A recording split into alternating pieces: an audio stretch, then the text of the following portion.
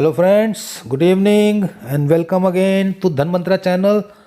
दोस्तों, आज जिन लोगों ने एफएनओ सेगमेंट में सीई और पीई लेकर बैंक निफ्टी या निफ्टी में काम किया होगा, वो देखिए खून के आंसू लेकर रो रहे होंगे, क्योंकि इस प्रकार की मूवमेंट मैंने भी अभी नियर फ्यूचर में नहीं देखी। आपने देखा होगा कि जो बैंक निफ्टी ने आज एक बॉटम बनाया था 38,095 रुपये का और हाई बनाया था 38,885 रुपये का। देखिए क्लोजिंग तो उसने 38,210 पे दी, लेकिन जो रोलर कोस्टर राइड था, जो 800 पॉइंट की छलांग लगाई और उसके बाद 800 पॉइंट का जो उसने गोता खाया, अच्छे अच्छे लोग इसमें ट्रैप हो गए होंगे। इसीलिए कहा जाता है कि एफएनओ सेगमेंट बहुत ही रिस्की है और कभी भी आप इसमें काम करें तो हमेशा स्टॉप लॉस लगाकर आपको काम करना चाहिए। देखिए दोस्तों, आज एक समय तो बैंक निफ्टी की चाल देख के ऐसा लग रहा था कि जो है 39,000 का जो हर्डल था वो क्रॉस हो जाएगा, और इस दौड़ में axis bank, ICICI bank, HDFC bank और कोटक बैंक ने बहुत साथ दिया। ये चारों बैंकों ने, जो ये चार बड़े बैंक हैं, ये ग्रीन में बंद हुए थे, और बाकी जो आपके बैंक निफ्टी के कॉन्स्टिट्यूएंट्स हैं उन्होंने जो है नेगेटिव क्लोजिंग दी थी। यस बैंक की बात करें तो देखिए यस बैंक की स्टार्टिंग तो बहुत अच्छी थी। कल के ही जो क्लोज पे उसने ओपनिंग दी और 14 रुपया 15 पैसे का इसने हाई बनाया था और 13 रुपया 70 पैसे का लो बनाया। क्लोजिंग जो यस बैंक की आई है वो 13 रुपया 80 पैसे की आई है। और अगर डिलीवरी की बात करें तो 40% डिलीवरी हुई है और एनएसई और बीएसई मिलाकर करीब 11 करोड़ 67 लाख का जो है वॉल्यूम हुआ है।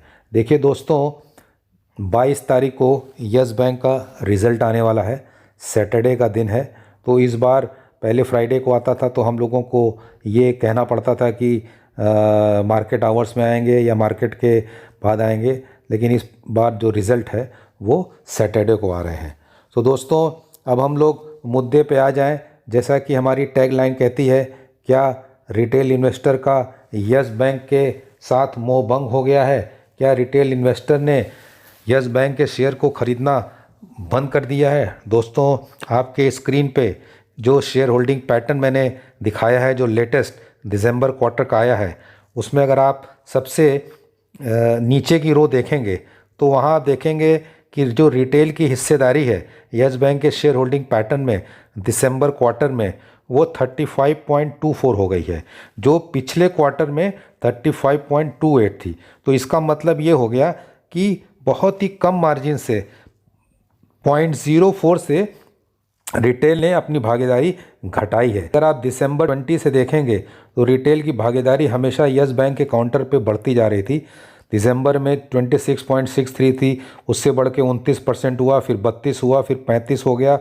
अभी देखिए वो 35 पे स्टैग्नेट कर गया है। इनफैक्ट पिछले क्वार्टर के मुकाबले, जैसा अभी हमने डिस्कस किया, थोड़ा सा घटा है। देखिए ये एक अच्छी साइन है। और आपको ये लग रहा होगा कि किसने अपना जो शेयर होल्डिंग पैटर्न में हिस्सेदारी बढ़ाई है। देखिए इंस्टीट्यूशंस का तो थोड़ा सा घटा है। पिछले क्वार्टर में 53.79% था, जो इस बार 53.72 आया है। लेकिन फॉरेन इंस्टीट्यूशनल इन्वेस्टर्स हैं, उन्होंने अपनी भागीदारी बढ़ाई है, 7.92 से 8.17 की है।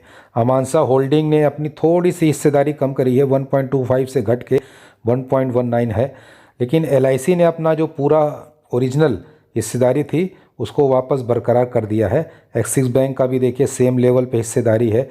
इंश्योरेंस कंपनीज़ का भी पहले जैसा ही भागीदारी है। और जो नॉन इंस्टीट्यूशंस हैं उनका भी आप देखेंगे तो थोड़ी सी हिस्सेदारी बढ़ी है। एम्प्लॉयज़ की स्टैग्नेंट है। बॉडी कॉरपोरेट्स ने, अगर आप देखेंगे तो पिछले क्वार्टर के मुकाबले इस क्वार्टर में अपनी हिस्सेदारी बढ़ाई है। कोटक बैंक की हिस्सेदारी सेम है। तो दोस्तों, ये एक अच्छी चीज़ है कि अब आप ये देखेंगे कि जो शेयर होल्डिंग पैटर्न के माध्यम से जो पिक्चर उभर के आ रही है वो ये कह रही है कि अब चीज़ें स्टैग्नेट हो गई हैं और इंस्टीट्यूशन लेवल पे जो एक्सेसिव सेलिंग आ रही थी, जो आपने देखा था एक समय बैटरी के सेलिंग के बाद, आपने देखा होगा अब वो चीज़ें स्टेबलाइज हो गई हैं। अब कोई मेजर सेलिंग इंस्टीट्यूशनल लेवल पे नहीं हो रही है और रिटेल इन्वेस्टर की हिस्सेदारी जो है अब एक स्टैग्नेशन लेवल पे आ गई है। अब दोस्तों, सबकी नज़र रहेगी 22 तारीख पर, जब यस बैंक का Q3 के रिज़ल्ट आएंगे। अभी तक के देखिए जो बैंकिंग सेक्टर के रिज़ल्ट आए हैं HDFC से, तो वो सेटिस्फैक्ट्री रिज़ल्ट ही आए हैं। और जैसा कि यस बैंक के डेटा एनालिसिस से हमने पहले देखा था कि यस बैंक के जो परफॉर्मेंस इस क्वार्टर में अच्छी मानी जा सकती है। देखिए आज अगर बैंक निफ्टी जिस हिसाब से ऊपर जा रहा था, अगर ऐसा ही होता तो एक अच्छी क्लोजिंग यस बैंक के काउंटर पे हम लोग देख सकते थे। लेकिन आपने देखा होगा एक बुरी खबर अमेरिकन मार्केट से आई, जहां पर ये बात निकली कि जो फेड है वो फरवरी में ही एक अच्छे खासे रेट हाइक के लिए जा सकता है। और इस न्यूज़ के बाद जो US फ्यूचर्स हैं, जिनको आप बोलते हैं डाउ के फ्यूचर्स, उसमें देखिए बड़ी ज़बरदस्त बिकवाली आई, लगभग 350 पॉइंट गिर गया। तो बैंक निफ्टी में एक ज़बरदस्त गिरावट का माहौल दिखा, जिसके बदौलत आपने देखा कि यस बैंक के काउंटर पे भी एक करेक्शन आ गया। सो दोस्तों, लेट अस सी कि जो डाउ के फ्यूचर्स की वजह से जो गिरावट आई वो प्राइस में आ गई है सारे बैंकिंग शेयर उसमें। तो let us see what happens tomorrow. ऐसा लगता है कि रिज़ल्ट आने तक यस बैंक के काउंटर में एक 14 रुपये, 14.5 रुपये तक की एक स्टेबिलिटी बनी रहेगी। और एक अच्छे रिज़ल्ट के बाद अगर यस बैंक ने 15 रुपये का आंकड़ा क्रॉस किया तो हम लोग ये मान के चल सकते हैं कि 16 और 17 रुपये की जो जर्नी है वो चालू हो सकती है। देखिए दोस्तों, ARC बिज़नेस की जो संभावनाएं हैं उससे यस बैंक के काउंटर पे बड़ी आशाएं टिकी हुई हैं। तो लेट अस होप कि उसमें कुछ पॉजिटिव रिजल्ट्स आएँ।